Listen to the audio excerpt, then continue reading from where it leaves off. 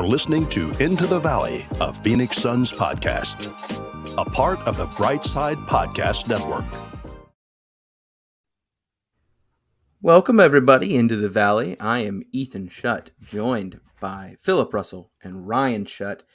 And after a sickness-ridden, travel-ridden, no electricity or internet for some this morning, lots of haters really got in our way. Isn't that right, Ryan? That's exactly what happened. The haters said, how can we bring down Into the Valley? And boy, they found a way for a couple weeks, but we back, baby. We thought it was bad getting fired by our parent company. This is so much worse. We were in meetings with Vox. That's what it was. The last few weeks we were in meetings with Vox. Yeah, that's what's been going on. But we are back, and we are happy to be here to bring in the new era of Phoenix Suns basketball, which sounds dramatic as I typed the episode title, but I'm like, I don't think anyone can really argue about it. It is officially kind of the start of a new chapter. When you think of the history of the Suns, however many years from now, much like the Nash era, what you could call the bubble Suns, the Valley Suns, the whatever, the Kevin Durant era has begun, and we are excited to talk to you about it. Philip, how are you doing, good sir? I'm good, man. I'm really excited to talk about the Bucks game last Sunday, which is the not Kevin Durant game of the week. But I think there's a lot of good stuff to learn about the Suns, about their bench, and then, of course, about Kevin Durant against the Hornets and the Bulls. Let's put the cards on the table. My team, the Chicago Bulls, they're trash. The Charlotte Hornets, they're also trash. So I don't know exactly how much we're going to be able to take away directly from those games, but I think we'll get some ideas. But I think, and I don't know if this is a super hot take, but I think the Bucks game from this week might be the most informative about Phoenix as a team. I agree with you. I don't think that's too spicy. And we were literally just talking about kind of like, hey, we've missed a lot. How do we want to kind of get us back where we need to be? And kind of the gut reaction is, well, people want to hear about Kevin Durant. Let's talk about the Kevin Durant games. But then you look at the slate since the All-Star break, which for those who maybe haven't been able to watch, haven't been able to keep up, started with a game against the Thunder where a lot of people were like, "Oh, it's gonna be the Kevin Durant game." It got flexed. It wasn't. It was just a game against the Thunder. But the Suns won 124-115. Then the game Philip mentioned on the 26th, the Bucks game, Suns lose by 3. Most entertaining game by far of the last week. And then the two Kevin Durant games, Charlotte winning 105-91, and then the Bulls last night, 125-104. I'm excited to talk about that one with Philip because you can't talk about a Bulls loss without getting something entertaining from Philip. But we have, like I said, a good slate. I wanted to just start with the Thunder game real quick before I ask a question that's guided towards the other three. Is there anything from the Thunder game that you guys did want to cover before I kind of just moved past it? Because I didn't want to be rude if one of you had some like insane deep dive that you picked up from the Thunder game. Going once? Do you want one? I have one. Go for it, man. Okay, so the Suns, and you hear it in every opposing broadcast right now, the Suns are a really good team in the mid-range. Suns started getting to the mid-range really easily in the third quarter. So what the Thunder did was they went to a zone to try to prevent that. The Suns immediately know what to do. This is at 9:30 in the third quarter against the Thunder. They overloaded one side with Josh Okogie and Devin Booker. CP took a pick, got it to Okogie, who slipped it to Book in the corner. Book drove off that, and then as the defense was rotating, DA sliced down the middle for an easy dunk. So the Thunder were like, oh, our zone just got absolutely torched. Let's go back to man-to-man. And the very next possession, what did the Suns get? A wide-open mid-range jumper. So it was just really fun to see how the Suns operate, how comfortable they are with teams flipping into zones. They know the sets they want to run, even against kind of gimmicky defenses. And it'll be interesting now to see if that cohesion keeps up with a new star player on the court with them. Do you think, I don't know how sidetracked I want to get here. Do you think the Thunder are going to be like good upcoming? Or do you think they almost tanked too hard? Where I it's don't kind of like I don't see a Shea. way to dig out of where they're at. Shea is so good. Like, I just want to a quick aside. Like, Shea Gilgeous-Alexander is phenomenal. Philip, you watched him. I think you were still pretty loyal to Kentucky back in those days. You've seen what he is putting up this season. I didn't know if you'd already hopped off the Kentucky train there, but do you want him to leave the Thunder? Because I personally do. I want to give it at least till next year, right? Like, see what Chet Holmgren can do in whatever draft pick they Right. get this upcoming year. And I like some of the pieces that they have. They just need to put it together, and they need to put it together in a season where there's a clear direction for the team, where the team can all definitively say, like, we are trying to win this year. Mm-hmm. I don't think Shea has had that since the year he played with CP3. Shea is a star player. I don't think he's a superstar quite yet, but he's definitely a star in the league. And Josh Giddey is a brilliant basketball mind. So you have those two pieces who can be really helpful, and then some pieces around them that are solid players. I'm thinking especially of Lou Dort. So because of that, because you have two veritable players, some pieces, you want to see them give it a go. And I just don't think we've seen that yet. And hopefully next year will be a season where we can all say, like, yeah, they're giving this a real shot. I think it'll come down to two things: is like what is ownership's investment in Shea as the future of the Thunder? Do they want him to be that piece? And does Shea want to be that piece? I think the conversation we're having about them is probably the conversation a lot of outside folks had about the Suns for a while, with Devin Booker asking, especially in some of those, team total win seasons, like, do you blow it up? Do you move Booker? I think it's probably a similar conversation, because Shea is an all-star. Shea is an incredibly talented player, but does he want to buy in the way Book bought into Phoenix? And I think that's going to be part of it, because we knew the whole time Book wanted to be in Phoenix early on. And that's been kind of the cool thing with Kevin Durant coming. He's like, I don't want to go join a super team. I want to build a super team here. And look what's happened. So I think some of it will depend on like what Shea Gilgeous-Alexander wants to do. If he sees OKC as his future, then potentially in a few seasons, like Philip said, that could be a possibility.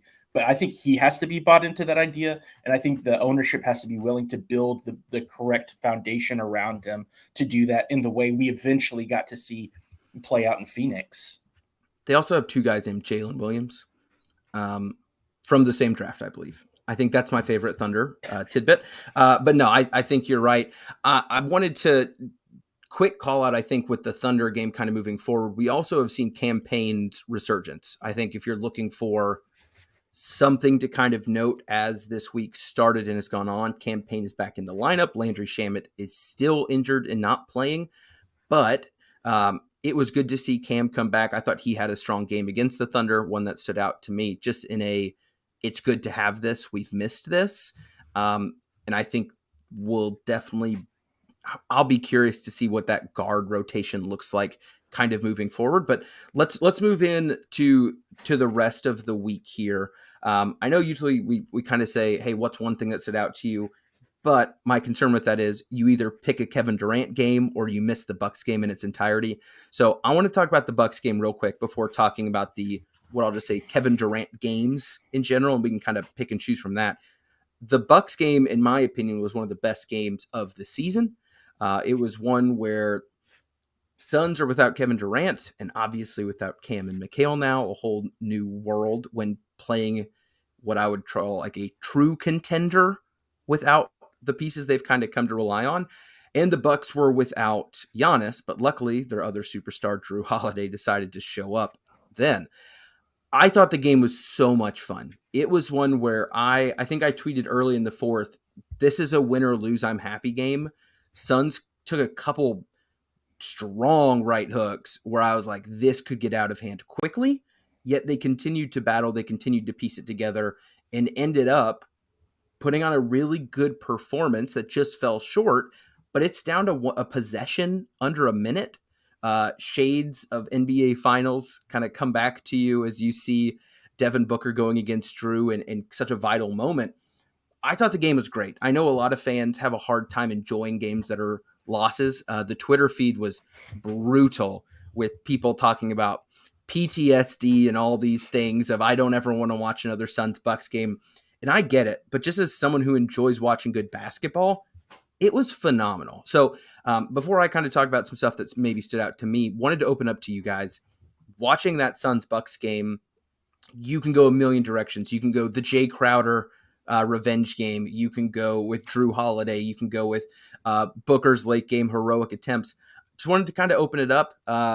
Philip, I know we talked briefly, so I know you've got a couple things in mind. What's something that stood out to you from that Bucks game? The Bucks are so good at defense, man. There were several possessions that stood out early on in the game with a little under 7 minutes left. The Bucks shut down three distinct actions from the Suns. They shut down a pick and roll, they shut down a post, and they shut down a cut off the post as well. And there were other times in the game, so that was really good team defense. There were other times in the game where it was just one-on-one individual brilliance. Lopez, a phenomenal block on Booker on DA. It was on DA late in the fourth. And what he had done, Lopez throughout the game had kind of given DA his little push shot that he takes, and he seemed to be conceding that, like, DA, you're not going to come towards the rim. I'm not going to step out so you can sidestep and hit a layup or a dunk. So instead, take your push shot all throughout the game. Late in the fourth quarter, all of a sudden, Lopez attacks that and closes out hard and gets a block on DA. So little stuff like that. And then he had the big block on Booker as well.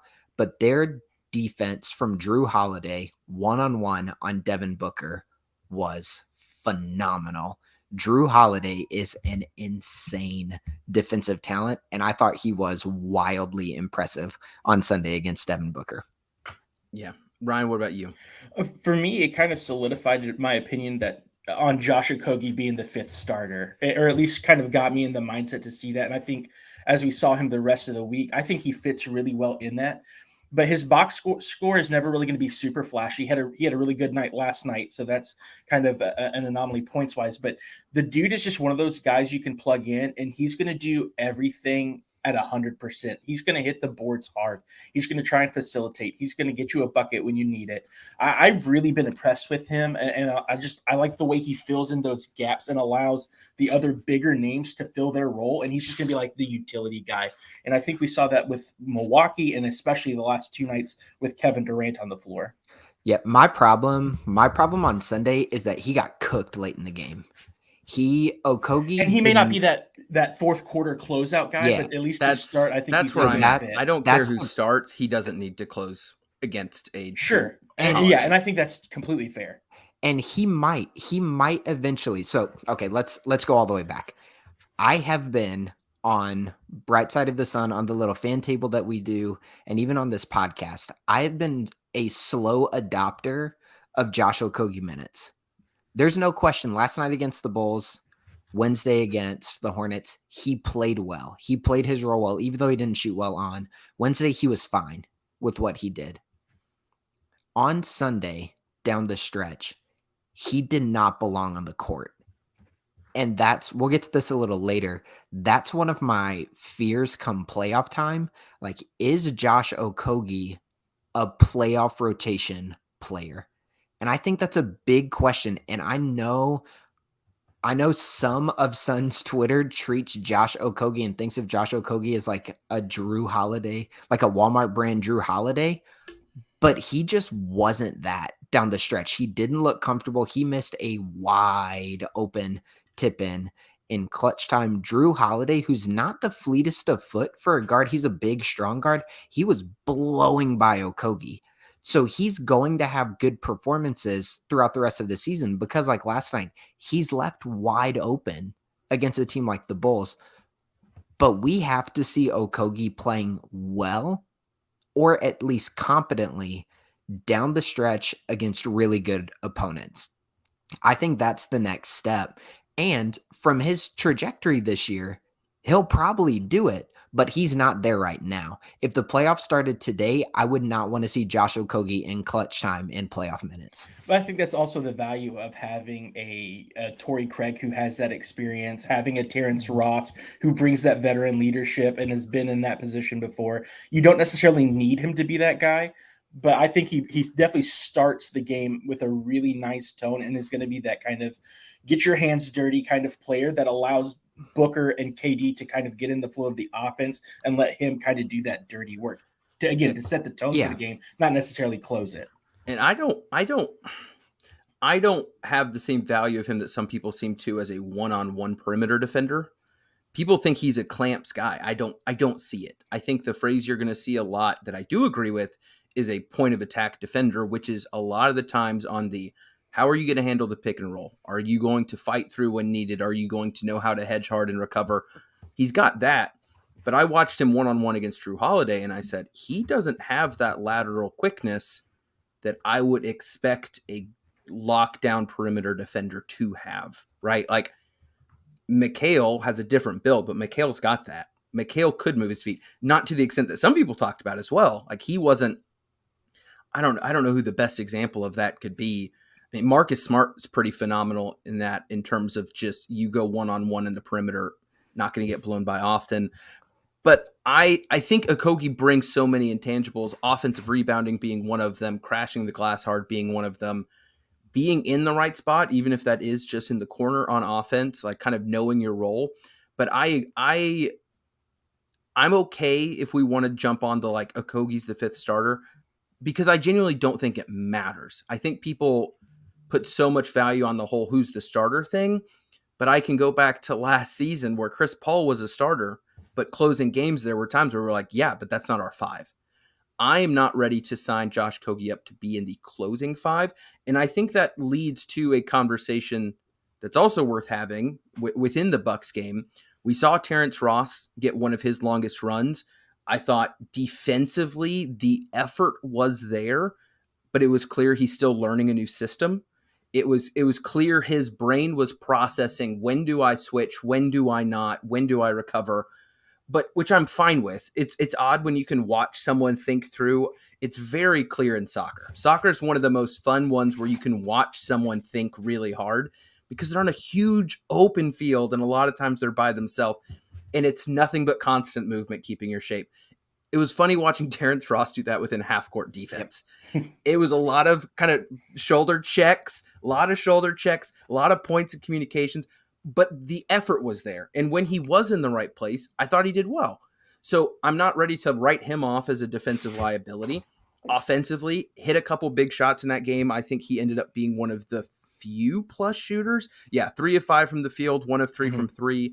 And just as a quick big picture of the game, Sun shot 8 of 24 from 3. Buck shot 13 of 45. So that's 33% and 29%.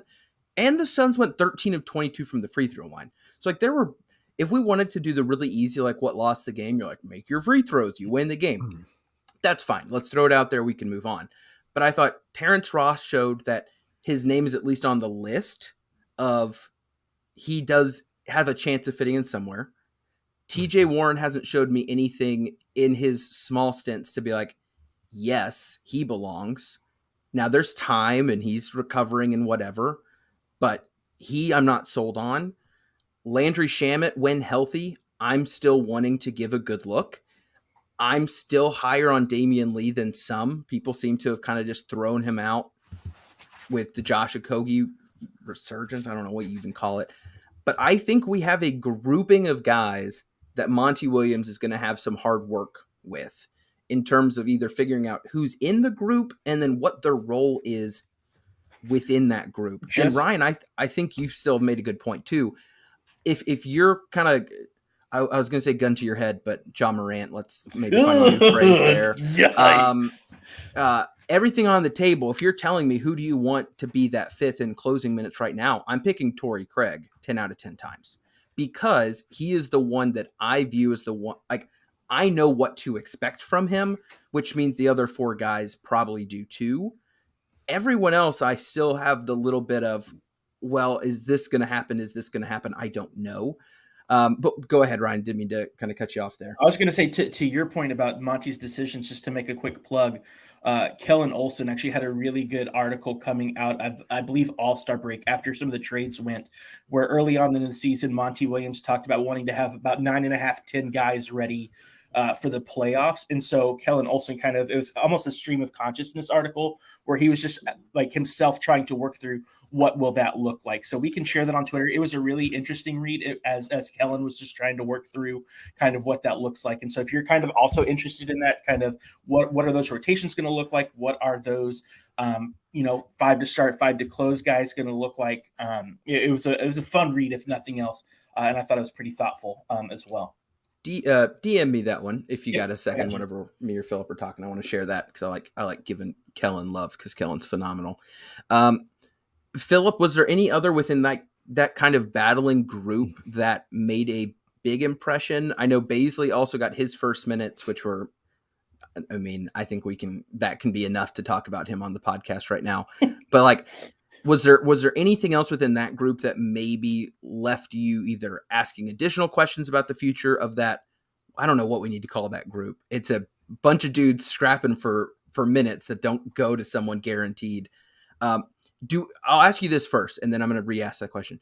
Do you think Campaign has kind of cemented his role as the backup point guard? Do we think there's any concern that could shift after kind of watching him coming back into the fold and seeing what that looks like? Or do you think he might be trending towards that group? I did not love Campaign this week. Me neither, for the record, as the Campaign stand. I thought his shooting was sporadic, but that's normal. Campaign. And I think his decision making left a little bit to be desired, sometimes forcing passes to the post, sometimes shooting when a guy like Damian Lee was wide open against Charlotte. That happened a couple times. So I think, at least for now, he is the backup point guard because there is no other point guard on the roster. And that's the difference. I think the question is, even if he's not solidified, who else is there? The problem for Campaign, though, is that there's a very tall, lanky man who can handle the ball very well and seems to have a little bit of a relationship. Little sparks are flying with an Australian man. Old Jock, man, they looked good last night. There's a KD Jock connection that's bubbling. It's like watching The Bachelor. It's like, oh, there's some real chemistry here. I don't have any other connection other than like we follow each other on Twitter with the folks over at PHNX, but they've got Jock on their show. They've been doing a lot with him. I want someone to ask him the question of like, so like we saw it on TV, but like, did you feel like you were getting some extra love? Because it seemed like it. Like after he misses a free throw, Katie comes up from the other side to give him that pat and give him that pep talk. After a good entry pass, or even Jock attempts a move and it doesn't work out, like Katie seemed very, very expressive in his support of Jock. And I mentioned that to Philip. He was over here watching the game last night live. And I thought he made a really good point about maybe why that value is. Philip, do you remember what that one was? Yeah, because the Suns are desperate for a backup big to be competent, about as much as they're desperate for a backup point guard to be competent. So kind of to circle back, there's a possibility that the Suns can figure out a rotation where they don't have as much need for a backup point guard because they have enough ball handlers who they can keep on the floor. If it gets to a point in the playoffs where you're staggering and at all times you have two of KD, Book, and CP on the court, Campaign becomes a luxury instead of a necessity if the Suns can figure out some good rotations to keep around, especially a Book KD lineup. So again, for now, yes, Campaign is the backup point guard. I don't know if that's going to mean 18 to 20 minutes a game come playoff time. That was kind of my takeaway. Was I think regular season role is going to be there. It's hard for me to imagine any playoff rotation where it's not Chris, Devin, or Kevin with the ball. Like, I feel like the point Book /point Kevin /point whoever, like it's just going to be interesting. And I'm also really interested to see how Monty decides to stagger those rotations. I think we're watching it happen with Kevin because of the minutes restriction. Like, I think what we're watching is not what we should come to expect. Like, I think this is out of necessity. It's allowing Kevin to get more of that connection with the jocks of the world, which I love. But I'm really intrigued to see what those rotations look like later on, especially when you're playing a team that might be massive wing heavy, where you're like, all right, is Chris Paul out there during some of these moments? And if not, what does that look like? And then you're looking at Book with one of the other guards that are in the group, and then Torrey, Kevin, DA. I don't know. I think Monty has a lot to decide between. And so I think David over at the 4 Point Play had tweeted earlier this week, or maybe it was right before the Kevin Durant return.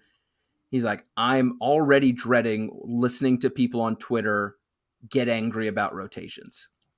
He's like, people love to be upset about Monty already about rotations. This is legitimately going to be the most obvious trial and error stint when it comes to rotations. They're figuring crap out because they just lost two foundational staples in their lineup. Add Jay from last year if you want to count a third, and have inserted Kevin Durant. You got to see what works and what doesn't. So that was one thing I did get to kind of enjoy, but still kind of left me wanting more, was Chicago and Charlotte. Like, that's not it. Like, this is team building, if nothing else, with Kevin on the court. But there's just a lot to figure out. And when we talked early in the season, we were kind of having like our goals for the year, or maybe it was New Year's resolutions. I said, I want to have the rotation figured out with a month before the playoffs start. That was my now. Right. I mean, that was in a pre-Kevin Durant world, yeah. But I said, if the roster we have now is the roster we have come playoff time, Monty's got to have his crap together a month leading into the playoffs, because then it's not rotation trial and error, it's system trial and error and process trial and error. And you're figuring out what works, what doesn't, what you want to kind of keep to yourself to bring out in the playoffs, et cetera, et cetera. That is scrapped. We have to figure it out. The luxury we have, though, is even if rotations are messy, at the end of the day, you still have Kevin Durant and Devin Booker who are going to get things done on the court. So even as you're trying to figure out, it won't be as much of a detriment kind of trial period as it would have been maybe early in the season without Kevin Durant. Like, you still have two of the best players in the league on the floor. So even if everything isn't working exactly as it should, you're still going to be in the mix-in games. You're not going to be getting blown out because you're trying to figure things out. It's just a luxury I think we've never really had before, having those two guys or those two kinds of players on the team. Yeah, Booker and KD, and I think the Hornets coach made mention in his pre or post game, like, those are two guys that you can't afford to defend one-on-one. Like, those are two guys that necessitate help. And when both of them are out there, it leads to what we saw against Charlotte to some extent, but really Chicago. Sorry, Philip, where it was just like Zach LaVine looks like deer in the headlights saying like, oh crap, what do I do? And so I'm excited for that. I had one weird historical question for you, Philip. I'm going to put you on the spot a little bit. As our resident Warriors stan during the true Steph, KD, Draymond, whatever, can you ever remember in the playoffs the Warriors rolling out a five at any point that didn't have Steph, Clay, and KD? Like, were there times where I would say probably in bigger series, not like them slapping someone around in the first round. Like, did they ever go without a Steph or a KD or a Clay on the court? Because I just feel like there's no way that ever happened. No, not one of those top three, but I also don't think CP is at a level that Clay was at before his injury. Right. So I think the Warriors had even more of a luxury having prime three guys in that level. Clay. Yeah. So that I don't know if that's exactly a 1-to-1 comp. I think the question might be, did they ever go without Steph and KD? And I'm pretty sure it was very rare, right, for them. Like, it was. I remember a lot of Steph plus 4 bench guys or KD plus 4 bench guys when they were kind of doing their traditional first sub and late first quarter, give your guys like a breather. And then they kind of figured out a stagger that allowed them to come back in all the fourth, 8 minutes in the fourth. I'm curious what the Suns equivalent of that will be. Will there ever be a 5 that doesn't have KD or Book in the playoffs? I don't think so unless they're up by 15 or more. And I know Chris Paul's not on that level, but if there were a time where Book and KD came out, I feel like there's no way you're throwing Campaign out there +4. Correct. So it would have to be Chris, even if he's not at the producing level. It has to be Kevin and Devin. It has to. Because as good as Chris Paul is facilitating the offense, his playmaking isn't where Booker and KD is in terms of getting buckets himself. Mm-hmm. So unless, and this would be weird, unless it's Chris Paul with DA without KD that and was what Booker. That's what I was thinking. That's the only place where you can go, yeah, maybe that makes sense. If you're in a series where you really want KD and Booker to be together for the majority of their minutes, maybe you can roll out a CPDA and a bench lineup, hopefully heavy with shooting around them, so that you're initiating pretty much everything out of a CPDA pick and roll. Yeah. No, I'm intrigued. It's one where we can speculate, but at the end of the day, I think we're going to watch Monty's thought process play out with the rotations we see in the next couple weeks.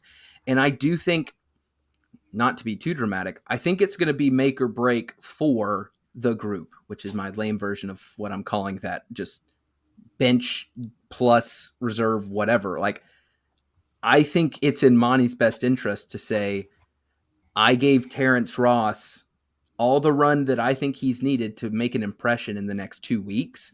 If it's not there, it's not there.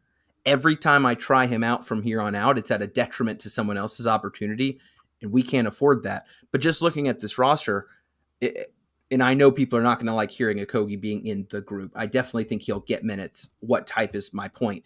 But you're looking at Okogie, Wainwright. Is Wainwright going to touch the floor in the playoffs? Some people say yes. Some people say no. Jock, Campaign, Damian Lee, Terrence Ross, not a chance, basically touches the court. TJ Warren, I think Bismack is completely out of the picture aside from foul trouble with DA. That's the only reason I could see him coming in.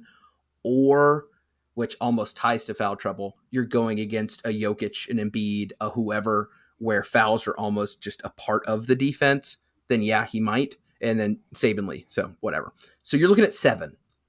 That's a group of 7 guys that I don't think have a defined role or a defined kind of minutes total within the rotation. So it's going to be fun kind of tracking that just from our perspective as the ones who don't have to make decisions, seeing what that looks like. Before I move to highs, lows, and just so you know, I had one question that I think plenty of answers are out there and they're all could be right in their own way. After watching the 2 games with Kevin Durant, who do you think is going to maybe step up more, take advantage of maybe a new opportunity, a new outlook that's been provided? The reason I kind of had this question come to my mind was because of Jock's performance. Jock in those 2 games, to me, he went from, in my mind, being there's a great chance that there are some series in the playoffs where he might not touch the court. Depending on who you're playing, maybe it's just a couple reserve 5 minutes. Maybe the reserve 5 minutes goes to a Torrey, it goes to a Biz if you're playing someone big. Jock could be phased out to some extent. Very valuable. Shooting has looked better, but still. With KD out there, on the other hand, I said, oh, there's something here. Because KD, not only I think just realizes that we need a backup 5 with value, I think he sees value in Jock of the always going to make the right read, fights like crap for the offensive boards and defensive boards. I think his post offense, just in kind of his skill set and the moves he has, are better than maybe you'd expect. And I think he does a great job handling an entry pass and making a quick decision with it. which is something that we have another center who frustrates me at times for not excelling. So for me, I watched those two games and I said, ooh, I'm gonna watch what happens with Jock here. Because again, we talked about it. If you're staggering KD and Book to make sure one of them's always out there, that means both of those dudes are not always running out there with the full starting five. So I think Jock could absolutely be elevated by Kevin. And the one thing I think that looks even better for him is if it is Kevin out there with Jock and no DA, Kevin's rim protection has already jumped off the screen, which shouldn't be a surprise to any of us. His ability to be the help side defender and help around the rim, I think helps where Jock might not always excel against some certain types of players where you can't maybe body him, but if you have the help side defender coming in that's 7'1" with a 7'10" wingspan, like that's allowed. So Jock was kind of the reason I thought of this question. Philip, it might be Jock for you as well, but who do you think is going to really, really benefit from it? Because I can think of a couple others as well. The fifth starter. So for now, Okogie. Look at last night's game. Wide open. And then I think Kevin might enjoy the Suns' second unit a lot. He seems to like Jock. He has a connection with D. Lee. So whoever the main shooter is, if Kevin keeps playing with the second unit, specifically Damian Lee, I think we'll have an opportunity, even if it's not wide open threes, they're going to be very easy opportunities to attack closeouts, because the closeouts are going to have to be pretty fierce because they're helping on a Kevin Durant pick and roll, a Kevin Durant drive to the basket. So that kick out pass is going to be a really dangerous play. And you would hope that a guy like D. Lee can take advantage of that with getting his shooting back on track and then continuing his attacking of those closeouts. Yeah. Ryan, what about you? Jock was the one that immediately came to my mind. And this one might be a little optimistic, but I'm hoping it could unlock something in Ayton. Ayton has never had less pressure he was my third to name. perform than he does right now. He can go nights like last night where he only had 7 points and 3 rebounds, and nobody's talking about it.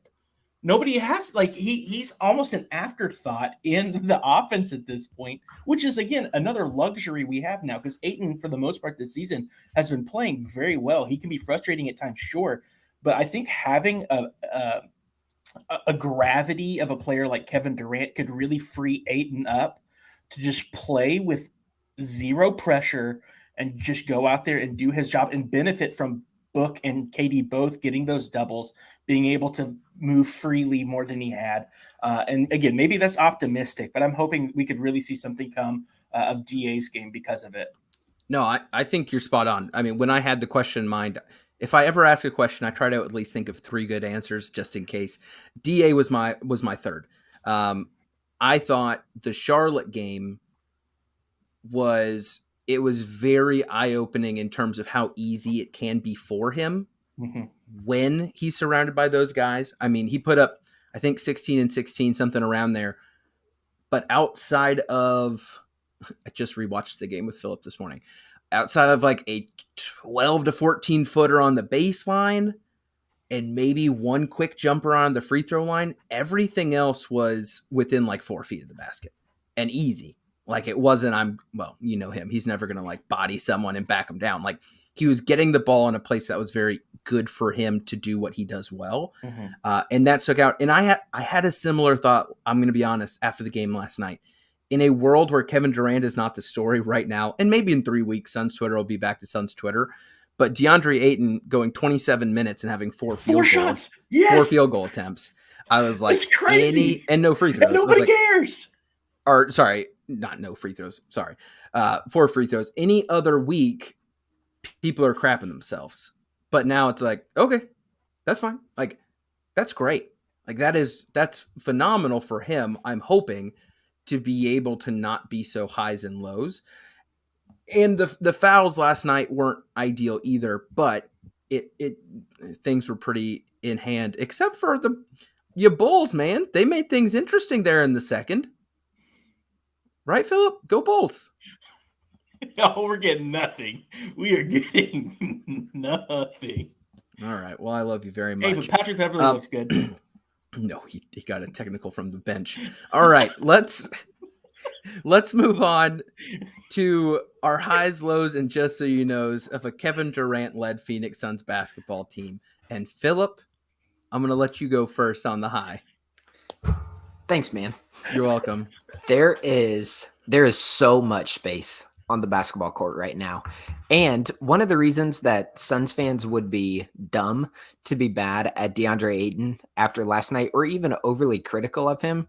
So one, he was playing with foul trouble. That happens. Yep. But then the second thing is there were at least, I tracked it throughout the game. There were at least 5 times throughout the game where he didn't get it. Yep. Yeah, he didn't get the ball, but he's putting significant pressure on the rim with his rim runs. And these are the passes that when you're watching the broadcast, it's a pick and roll with CP or Book, and they whip a pass that for a split second, it looks like it's a high, quick pass to DA, and then it carries over to the weak side, whoever it might be in the corner. Again, the last couple games, that's been Jock wide open. That pass to the corner is wide open in part because DA is filling the lane, and he's filling the lane really well with his rim pressure. And that's a part of the space. That's not just Kevin Durant creating the space. That's not just Booker creating the space. That's DA being a threat with his rim run. So Booker's brilliance in the mid-range, Kevin Durant's, CP's facilitating, and DA's rim running contributes to how wide open it seems at times. But then the Suns are also running beautiful sets. My favorite one was against Charlotte, where the Suns ran it was against the Bulls last night. The Suns ran a double drag in the first quarter. So CP has the ball on the left wing. Kevin Durant and DeAndre Ayton set screens for him. DA rim runs off of it. KD spaces to the wing, and then Booker lifts from the corner. You have Devin Booker spacing out one of your standard sets. Just spacing out. The classic, like, hey, someone's going to be in a corner. Scalabrini, Matt Bonner, those kind of guys. That role in some of the sets for the Suns is Devin Booker. That means the lane at times is going to be like the Red Sea, because there are going to be moments where teams won't leave Devin Booker. Teams sell out to KD.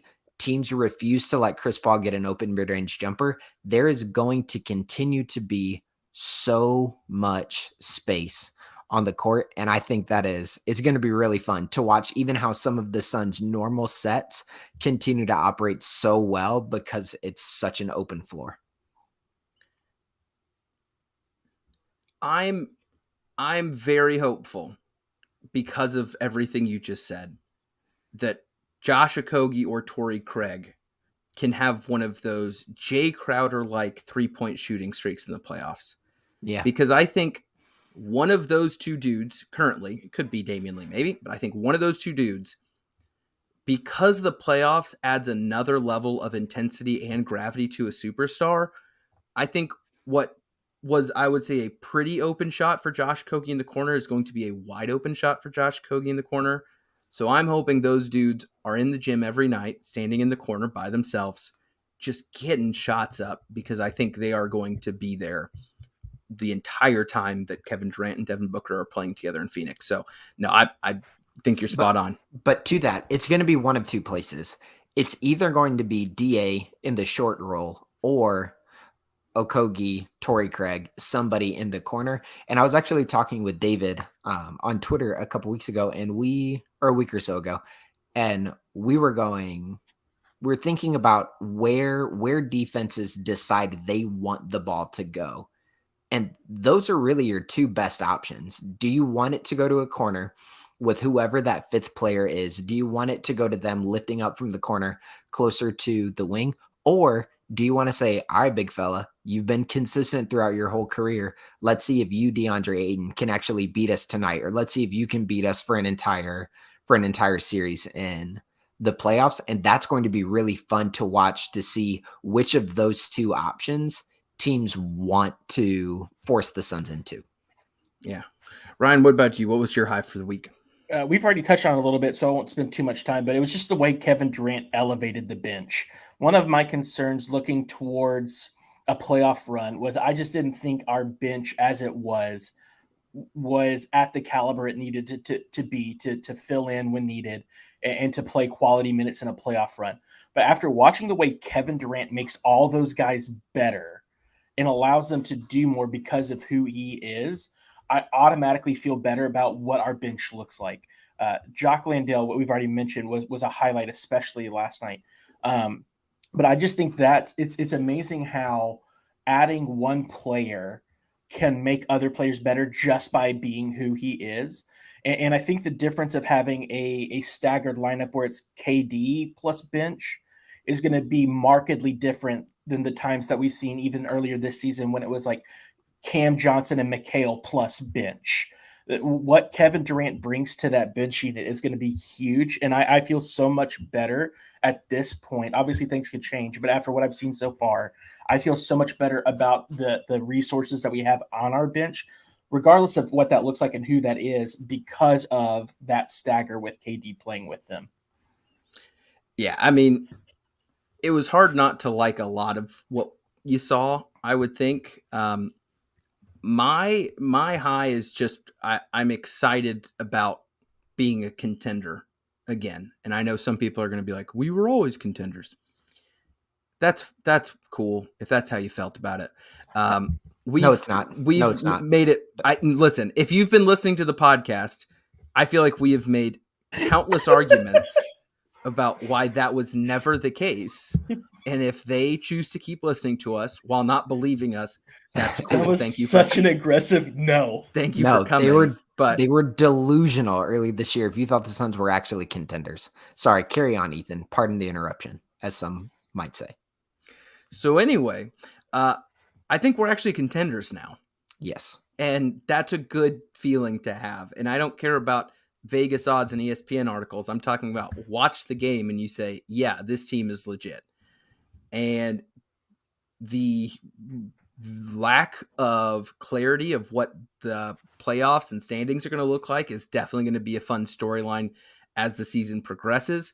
The Nuggets, I think, are locked, if not near locked, to the 1 seed. And then immediately following, you have Grizzlies, Knicks, Suns, Warriors. Any of them could switch in my mind at this point. And then after that, you still have other groups that could kind of creep up if anyone falls out of grace. So it'll be interesting.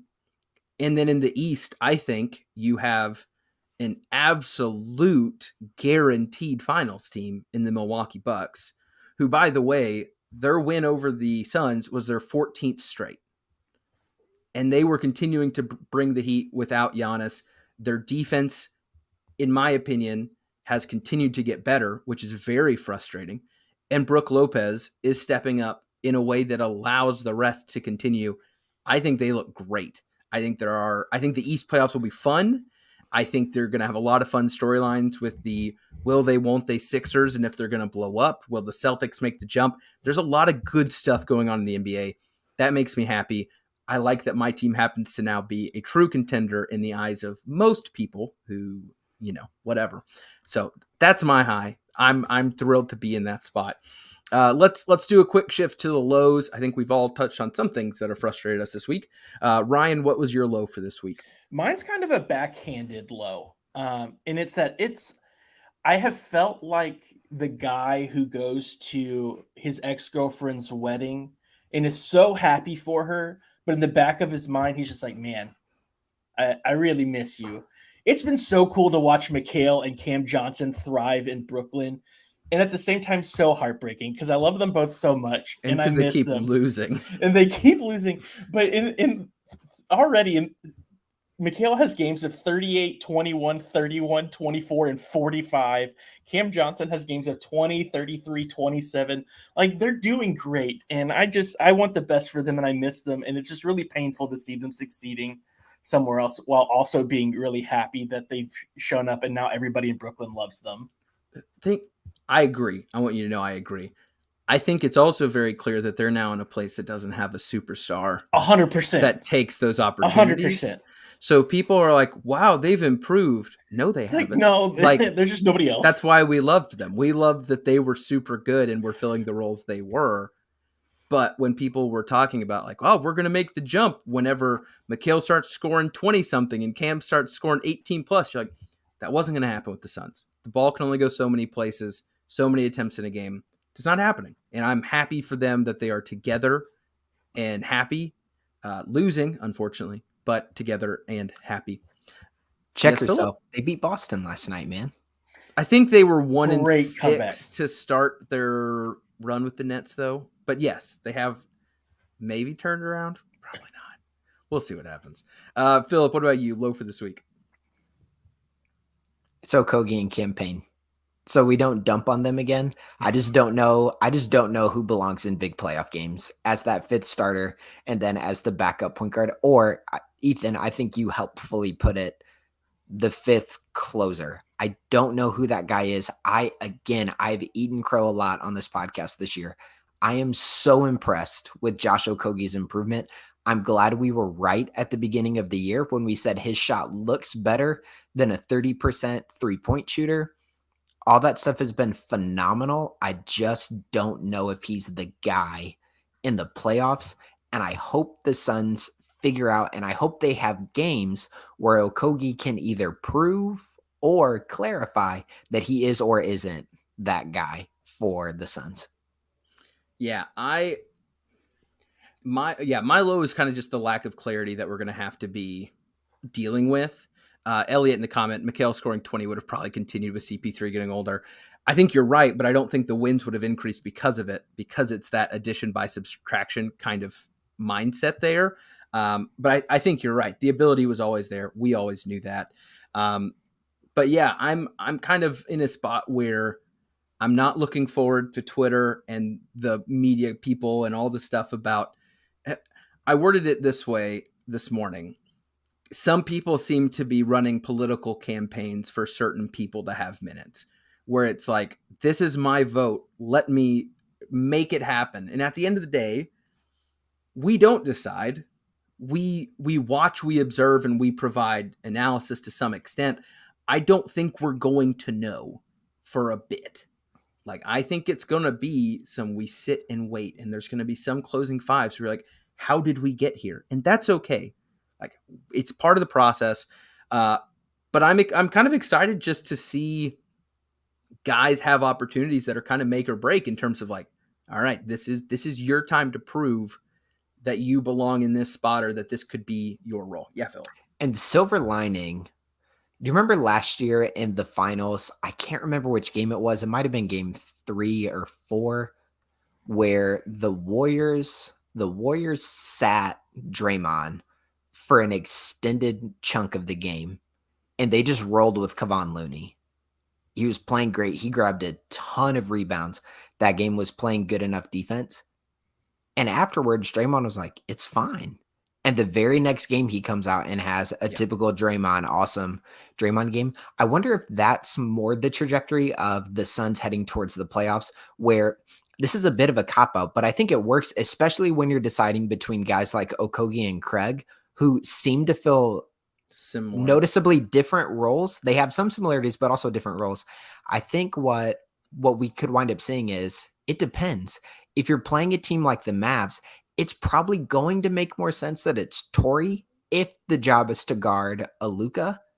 But if you're playing a more guard heavy team, maybe it will make sense to have Okogie in there. So I think the culture of the team, similar to the culture of the Warriors, could be to a point where we say, whatever the matchup dictates is what we can do. And kind of the mental gymnastics you do is we as a collective are that good where we can match up well against these different kinds of teams. Yeah. When I said similar, I was thinking more kind of focused on that offensive side of things, where I think their role is going to be I'm the guy in the corner. I need to hit my shots. And they both are our two best offensive rebounders. Yes. So like, you're going to get that no matter what. But I agree. I think the size and the physicality is going to dictate it. B's in the comment, kind of going back to the frustration with a great picture from the B movie here, which if you ever want to watch on YouTube, there's a version that every time the word B is said, it speeds up. You're welcome. He says, perfect example. People were clamoring for Darius Baisley to get minutes. When he does, they complain that it came at the expense of TJ Warren. Yeah, I mean, that's it. That's everyone wants the one person, and till it's not the other person, it is what it is. But I agree completely. In terms of kind of just so you knows, I feel like this one could go a bit of anywhere. So Ryan, as the resident who knows where this is going, what you got for your just so you know for me? Mine is not Suns related, but it's certainly basketball related. Yeah, baby, give it to me. The villain arc of Ja Morant is just crazy to me, and if you're not keeping up with that, it's looking really sad. And I hope he gets some better people around him, because right now things don't look good. Ever since he said he was fine in the West, he has not been fine in the West for a number of reasons, including apparently pulling up on some kid with his entourage, going on Instagram last night and holding a gun to his own head. I don't know what's going on with the guy. I don't know if he feels like he's got something to prove or needs to prove that he's got some edge. He's just him. Like you, man. He's just trying to get at the haters. Maybe it's the haters. I don't know. But and we're laughing, but like, to me, it honestly is kind of really sad to see, because as a Murray State guy, like I've kind of been pulling for him. I think it's cool to see the success he's had. And the last year's just been really disappointing out of the kid. So I hope he gets some better people around him. I hope maybe the league takes some action at some point, just to give him some time, maybe to reset and reframe what he is choosing to do with his life. But right now it's got a very Gilbert Arenas with a gun in the locker vibe, and I'm not about it. The league's better than that. The league's moved past that. And maybe he just needs to grow up. I don't know, but it's a rough look. I think the Memphis organization needs to grow up as well. 100%. Start holding your guy accountable. So I work in secondary education. So we have star athletes, we have good players, we have people who are going D1. Like, it is terrible for young people to give them a free pass because they're the star on your team. That is one of the worst things that you can do. And when you see that happen, what you're doing as an organization, what you're doing as a school, if that's what you're doing, is you are setting them up to flame out in a monumental way down the road. And that's what I'm worried about for Memphis, is that if you don't hold this kid's feet to the fire, because he's still a kid. If you don't hold this kid's feet to the fire and say, hey, you better grow up and let's get right. Let's start acting like a professional. Let's start acting like someone who has millions of eyes on him every time he steps on the court, every time he posts on Instagram. That's what you have to do as an organization. And if they're not, they're doing wrong for themselves, and they're doing wrong by Ja if they're not holding him accountable. And you're sending a message to anybody else who's coming up, especially through the NCAA right now, to come to the NBA. If you're like, this behavior is okay. I think of the Alabama player recently who was involved in the gun violence. And then his first game back, they do the pat down check as he's checking into the game. Something they had done all season. Well, he's done it all season. But if all of a sudden the NBA isn't checking players on that, or the Grizzlies aren't checking, you're sending a message to these guys coming up and be like, hey, we're cool with this. And that just sets a bad tone for the league. And it's sad and it's frustrating, but that's my just so you know. I'm sorry. Well, and it's been on my heart. It's been frustrating. Well, even just basketball, it's like the Grizzlies as a team are trying to adopt some reputation for being the bad boys. I mean, that's already been used, so it doesn't work. But like that team that runs their mouth constantly, 1 through 5, Dylan Brooks fighting Shannon Sharp nonsense. Like it's interesting as the team has gone that way, that the leader of that team has unfortunately continued to move further away from what seemed to be the like fun human highlight player. And that was kind of where it stopped into what this is. So yeah, we'll do the old hard pivot, AKA the host isn't good at transitions. So he just says it out loud. Changing subjects. Thank you. My just so you know is a prediction, gentlemen. Ooh. Prediction. And what I love about predictions We is writing it down? we don't have enough loyal listeners to hold us accountable to them. Prediction. As of right now, the Phoenix Suns ranked 20th in the league in 3-point attempts per game, coming in at 32.6. In order to crack the top 10, they would need to get up to 34.5 threes per game. Lots of numbers. Going to keep messing up. My prediction, by the end of the season, the Suns are going to be, I'm going to go ahead and just say top 10.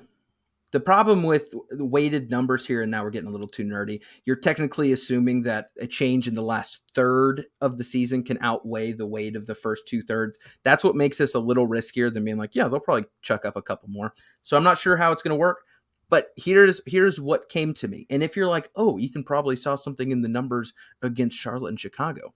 One of them, yes. One of them, no. They hardly shot any threes in one of those games. But I think the rotations, the gravity of some players that are being added, I think we are going to get to a point where Monty in practice is like, my brother in Christ, if you are that open in the corner, you have to shoot. It is the right decision because it's within the flow of the offense. I think we're going to see an increase. I don't know how big. I'm going to throw it out there because it's fun. But I think the Suns are going to be shooting more threes, and they will be good decision open threes, because I think that is something that's going to come from the pull and the help of Kevin Durant that Mikal never warranted and Cam never warranted. And it's going to lead to the Damian Lees, the Torrey Craigs, the Josh Okogis getting an extra 0.5 to 1 3 a game. And those are going to stack up because they're not going to go anywhere when those guys are constantly in the rotation to some extent. So there's my just so you know. We'll see what happens. I think it's not surprising that the Suns rank where they rank, but I'm hoping that if that does continue, they will have the efficiency of a Kevin Durant shooting the ball, because that boy is insane in terms of his field goal percentage through 2 games, and I'm hoping that sticks. But that's what I've got for you. Philip, bring us to a close, my man. What's your just so you know? So we have big picture NBA. We have offense. Now for a little bit of defense. I really like Kevin Durant and DeAndre Ayton in pick and roll defense together.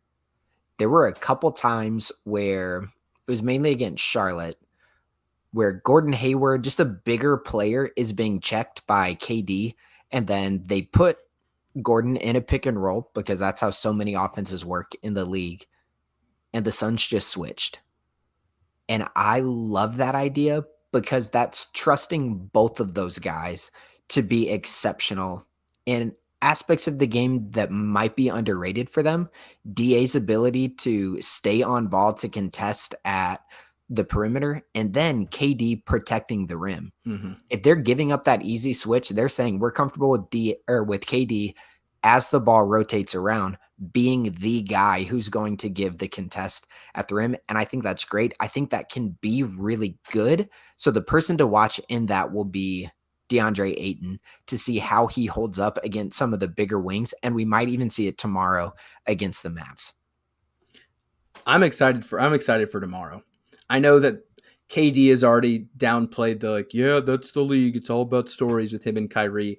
I'm less concerned about that aspect. I'm more interested in just watching those two teams play, given that probabilities seem that there is a chance that those two teams could be horribly matching up in the playoffs once again, which would be great for Suns fans. Definitely no anxiety or horrible memories there.